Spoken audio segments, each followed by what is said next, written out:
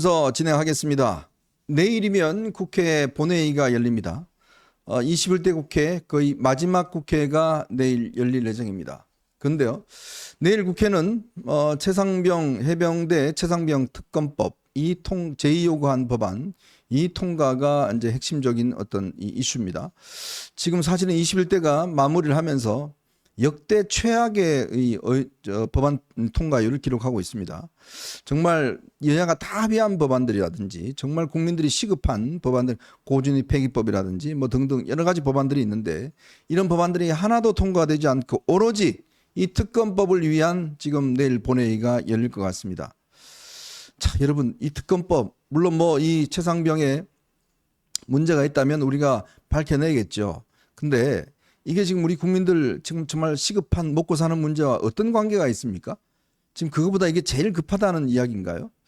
정말 저는 국회가 국민이 뽑아줬는데 이렇게 자신들의 임무를 방기한 국회, 이걸 우리가 용납하고 있다는 것 자체가 저는 정말 안타깝고 이게 과연 대한민국의 앞으로의 이 진로가 정말 너무 암담하다는 느낌이 많이 듭니다. 더군다나 22대 국회는 더 할 가능성이 높을 것 같아요.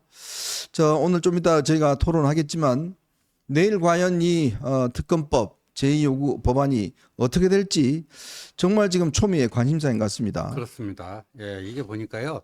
지금 원내 지도부에서는 뭐 큰 걱정 안 해도 될 것 같다. 뭐 이렇게 얘기를 하고 있는데 네. 이게 이제 법안 투표는 아시다시피 전자 투표니까 처음에 할 때는 누가 찬성, 반대, 기권을 했는지 다 나옵니다만 네. 대통령 거부권 행사 이후에 재의결할 때는 무기명 기밀 투표가 됩니다. 그러니까 이제 그 투표장 안에 들어가서 그 종이에다가 찍어서 맞습니다. 몰래 해서 누가 찍은지 모른다는 거죠? 네, 누가 무슨 표를 찍은지 모르기 때문에 어떻게 될지 뭐 이렇게 장담할 수는 없는 상황이지 않을까 보여집니다. 네. 이게 제적이 295명입니다. 295명에서 지금 야권표가 180표입니다. 거기에 이제 17표만 더하면 법안이 통과가 되게 되어 있습니다. 그래서 과연 이 법안이 통과될지 우리가 좀 예의주시하고 봐야 되겠다는 생각이 듭니다. 자, 오늘은요, 제9차 한일 중정상회의가 오늘 열렸습니다. 조금 전 윤석열 대통령과 기시다 총리, 리창 중국 국무원 총리 3명이 공동 기자회견을 열었습니다. 공동 기자회견을 열어서 일단 뭐 합의문 자체는 없었던 것 같습니다. 그러니까 각각의 어떤 입장들을 설명하는 이런 형식이 될 것 같습니다. 아무래도 윤 대통령은 북한 비핵화 문제를 강조를 했고 일본도 마찬가지고요. 하지만 이제 중국은 뭐 한반도의 평화 안정을 바란다 뭐 이 정도 이야기를 했는데 이번 회의는 사실은 이제 소위 정상회의라고 붙이기에는 좀 제가 볼 때는 맞지 않습니다. 왜냐하면 중국의 정상은 누구죠? 시진핑입니다. 네.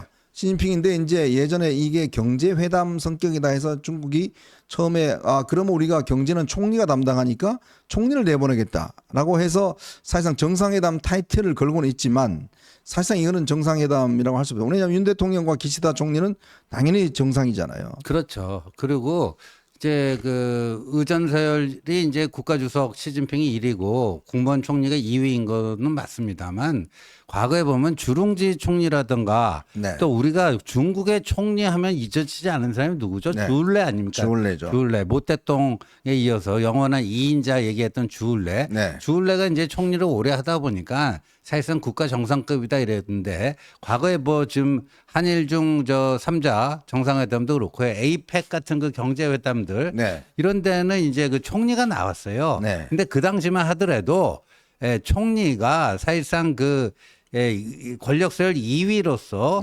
1위하고 나름대로 건전한 긴장 관계, 있었죠. 그렇죠. 긴장 관계를 유지하고 있었기 때문에 무게감이 있었습니다.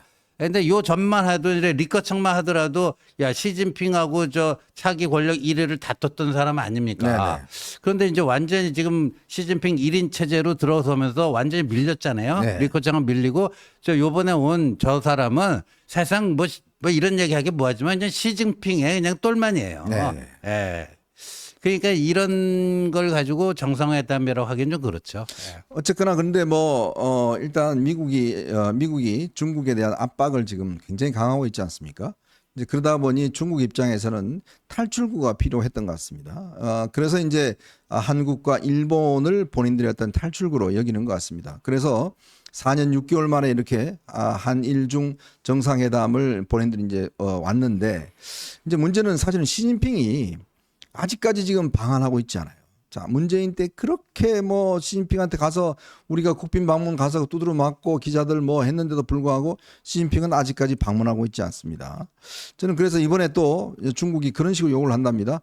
윤 대통령이 먼저 와주라. 이것도 이야기를 한대요. 네. 저는 이거는 아니다. 아무리 이게 뭐 중국이 큰 나라긴 하지만 이런 방식으로 우리를 대하면 이거는 외교 관계에서 심각한 문제가 생긴다. 저는 그렇기 때문에 윤 대통령이 앞으로 아마 이 시진핑이 오기 전에 저는 중국 방문을 가면 좀 안 된다는 생각이 들어요. 그렇습니다. 우리도 뭐 이 국가 주권 국가로서의 기본적으로 이제 외교라는 건 기본 원칙은 뭐겠습니까? 상호주의 아니겠습니까? 그렇죠. 그다음에 외교는 정권이 교체되더라도 기본적으로 그다 승계하고 연속성이 있는 겁니다. 네. 예, 그래서 지금 뭐 시진핑이 여기 안 온 지가 5년이 넘었죠. 네. 예, 뭐 그런데 왜 오겠다고 하는 약속도 지키지도 않고요. 그런데 우리가 뭐 그 찾아간다고 뭐 엄청난 뭐 그 저기를 해줄 것도 아니고요. 그건 네. 원칙에 맞지 않죠. 네, 맞습니다. 자, 그리고 법무부가요, 아마 빠르면 29일쯤 일선 검사들에 대한 인사를 단행할 예정이라고 합니다. 지난번에는 이제 검사장급 이상들에 대한 인사가 있었지 않습니까? 이번에는 이제 아마 일선 검사를, 아마 이게 초미의 관심사가 뭐냐면 지금 서울중앙지검 형사 1부라든지 여기에 지금 김건희 여사 문제 수사하고 있는 형사 1부, 또 도이치모터스 주가 조작하고 있는 반부패 2부, 여기에를 유임을 해달라. 네. 여기 있는 검사와 부장검사를 유임해달라. 그래야 수사가 이제 지속적으로 진행될 수 있잖아요. 네. 이제 그런 것들을 이제 요구를 했었는데 과연 그게 받아들여질까? 만약 이게 안 받아들여지면 이원석 총장이 뭔가 결단을 내리는 거 아니냐, 이런 추측이 있었는데, 일단 지금 현재로서는 이쪽 2명의 부장검사는 교체하지 않기로 그렇게 결정을 했다고 합니다. 서울중앙지검 형사 1부 김승호 형사 1부장, 또 최재훈 반부패 2부장, 여기는 일단 교체하지 않고 수사를 마무리하는 것으로 그렇게 일단 이야기를 됐다고 그래요. 네. 뭐 일단 인사야 나봐야 알겠지만 어쨌건 수사라는 게 이제 연속성이 있기 때문에 이 문제를 좀 빠르게 해결하겠다는 뭐 검찰의 그런 의지가 숨어 있지 않나, 그런 생각이 많이 듭니다. 그래서 아마 이 부분은 이제 인사하지 않기로 했다는 소식 전해드리도록 하겠습니다. 자, 오늘 여러분들과 함께요, 저희가 세 가지 이슈를 가지고 좀 이야기를 나눠볼까 합니다. 내일 있을 국회 본회의 투표, 지금 뭐 국민의힘에서는 당연히 뭐 부결되겠지라고 하고 있는데, 저나 지호님이 이렇게 쭉 알아본 결과 간단치 않을 것 같습니다. 분위기가 지금 여러 가지 어떤 좀 이상 기류들이 조금씩 포착이 되고 있는 것 같아요. 지난번 우리가 우원식 그 추미애 전혀 예상을 못했지 않습니까?